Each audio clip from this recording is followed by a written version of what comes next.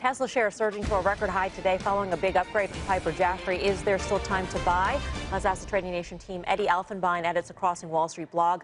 Ari Wald is a technical analyst with Oppenheimer. Eddy, I'll start off with you. Reading through this note, it's a very interesting note, and some might argue that Piper was a little bit late in upgrading this stock, which has obviously been an outperformer to an overweight today. But essentially, they say that investors will need to employ a creative valuation methodology. They don't have much confidence in some of their revenues and earnings estimates out there, and yet they're willing to put this price target on the stock. Where do you stand on Tesla and the value of it?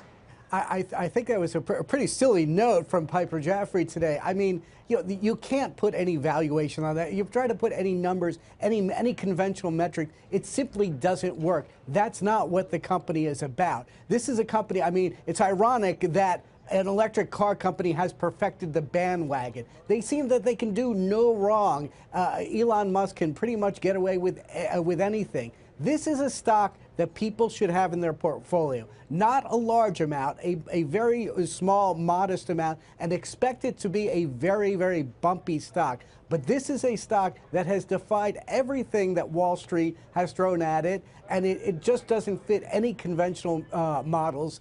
I think the analyst wanted to upgrade it so he could say it for its clients, and job well done.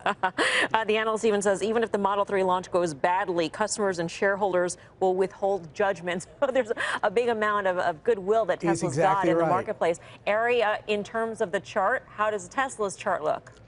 Yeah, well, Tesla isn't a value stock. It's a momentum stock. And the rules of momentum investing is to make sure you have big winners, let your winners run to offset the smaller losses. So the chart suggests that Tesla does go higher.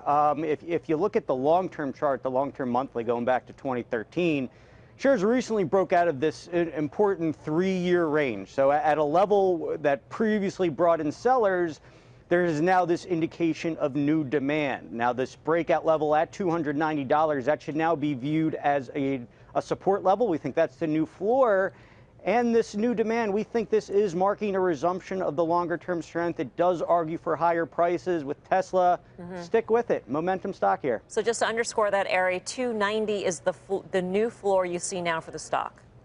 290 is the floor. And if you take the height of the range that it had been in and you project it from that breakout mark, it's about $110.